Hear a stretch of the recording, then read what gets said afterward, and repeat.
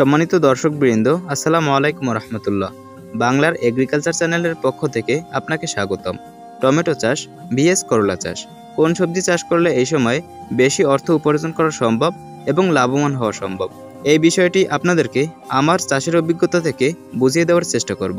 ভিডিওটি অনেক ইন্টারেস্টিং হতে চলেছে এবং অনেক তথ্যবহুল, তাই সম্পূর্ণ ভিডিওটি মনোযোগ সহকারে দেখতে থাকুন। এখন হলো টমেটো চাষ করার সিজন বা উপযুক্ত সময়।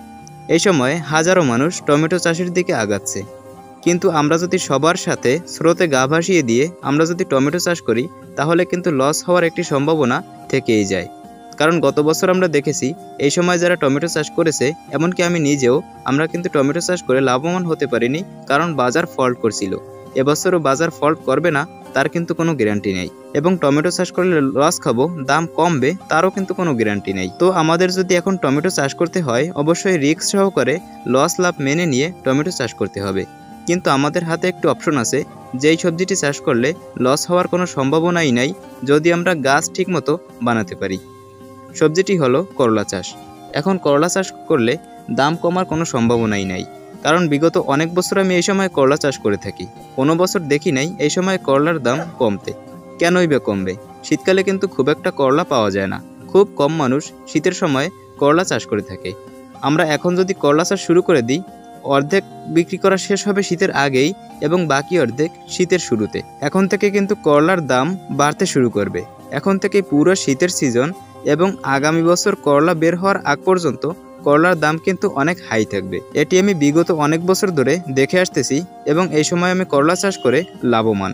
এবছরও তার ব্যতিক্রম নয়, আমি কিন্তু এবছরেও করলা চাষ করব ইনশাআল্লাহ। 1 সপ্তাহ থেকে 10 দিনের ভিতর করলার চারা রোপণ করা হয়ে যাবে আমার, ইনশাআল্লাহ চেষ্টা করতেছি। তো আপনারাও যদি চান এই সময় কিন্তু করলা চাষ করতে পারেন। একটি প্রশ্ন মাথায় থেকেই যায়, এখন তো অধিকাংশ মানুষ করলা চাষ করে না, তাহলে আমি যদি করলা চাষ করি, করলার ফলন কি আসলে ভালো হবে? এটা সম্পূর্ণ নির্ভর করে জাতের উপর। জাত যদি ভালো হয়, অবশ্যই ফলন ভালো হবে। যে সময় যে জাত চাষ করার উপযুক্ত সময়, তখন কিন্তু অবশ্যই সেই জাত চাষ করতে হবে। এখন করলার ফলন ভালো পাওয়ার জন্য কোন জাতের করলা আপনি চাষ করবেন সেটি আপনাদেরকে বুঝিয়ে দিই। আমি কোনো কোম্পানির প্রচার করব না, সেটি আগে থাকতেই জানিয়ে দিই। এখন করলা চাষ করে ভালো ফলন পাওয়ার জন্য সবথেকে আদর্শ এবং উচ্চ ফলনশীল জাত হলো AR মালিক সিড কোম্পানির দুর্বার করলার জাত। এটিতে মাঝারি আকৃতির করলা হয়। করলাগুলো দেখতে অনেক সুন্দর, 8 থেকে 10টা করলায় 1 কেজি হয়ে যায়। গাছে কোনো ভাইরাস হয় না, মাশাআল্লাহ অনেক সুন্দর ফলন পাওয়া যায়। অতএব আপনি যদি ভালো মানের একটি করলার জাত চাষ করতে ইচ্ছুক হয়ে থাকেন, তাহলে অবশ্যই এই জাতটি আপনার চাষ করা উচিত।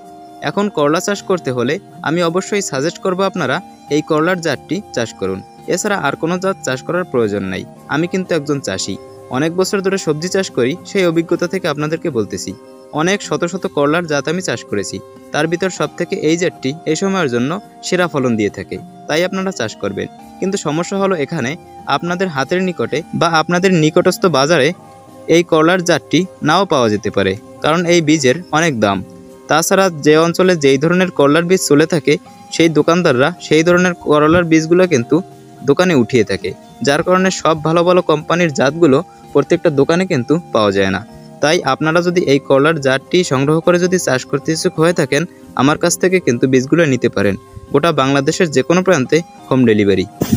এখন হয়তো আপনার মনে আরও একটি প্রশ্ন ঘুরপাক খাচ্ছে, তাহলে আমরা কি এই সময় টমেটো চাষ করব না? হ্যাঁ, অবশ্যই এই সময় টমেটো চাষ করতে পারেন। আমিও কিন্তু টমেটো চাষ করতেছি, একদম করব না সেটা কিন্তু না। টমেটো চাষের পাশাপাশি করলা, লাউ, মিষ্টি কুমড়া, চাল কুমড়া সহ ফুলকপি, বাঁধাকপি, বিটকপি প্রত্যেকটা সবজি কিন্তু আমি চাষ করে থাকি। এই সময় টমেটো চাষ করলেও লাভবান হওয়া সম্ভব। যদি আপনি টমেটো চাষ করে কোনো রকম 15-20 টাকা যদি পার কেজি পান এভারেজ, তাহলে কিন্তু টমেটো চাষ করে অনেক বেশি অর্থ উপার্জন করা সম্ভব। যদি আপনি ভালো মানের টমেটোর জাত নির্বাচন করে চাষ করতে পারেন, প্রত্যেকটা গাছ থেকে 12 থেকে 15 কেজি পর্যন্ত টমেটো হারভেস্ট করা সম্ভব। সেখানে আমরা যদি 10 কেজি করেও ধরি এবং যদি 15 টাকা কেজি হয়, তাহলে কিন্তু 150 টাকার টমেটো বিক্রি করা সম্ভব পার গাছ থেকে। এবং একটা টমেটো গাছ চাষ করতে অঞ্চল ভেদে 25 থেকে 30 টাকা পর্যন্ত খরচ হতে পারে। বাকি টাকা কিন্তু আমাদের লাভ হচ্ছে, কিন্তু লাভের হিসাবটা এভাবে করা ঠিক না।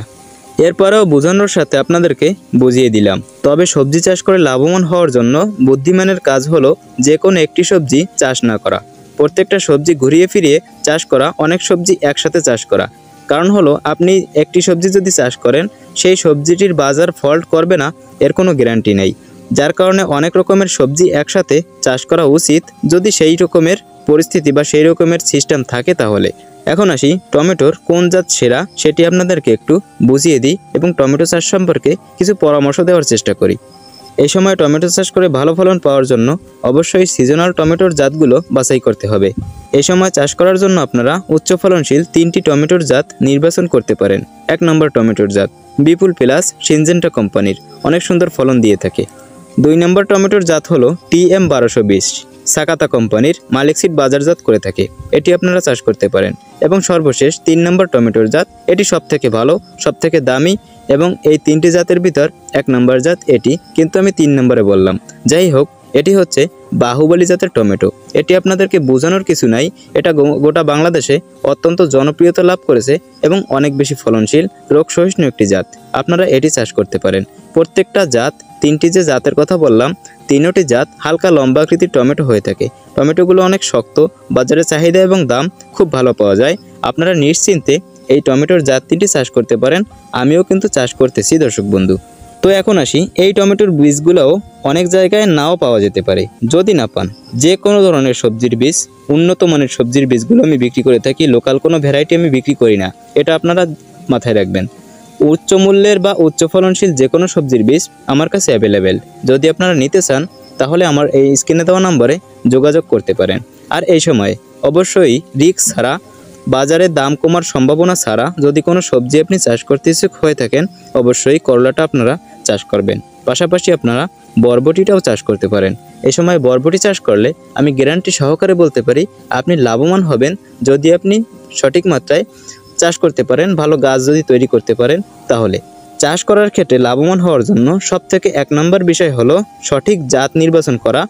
2 নম্বর ক্রাইটেরিয়া হলো সঠিক সময় নির্বাচন করা। সঠিক সময় যদি নির্বাচন করতে পারি অবশ্যই ভালো দাম পাবো, এটা আর বলতে হবে না।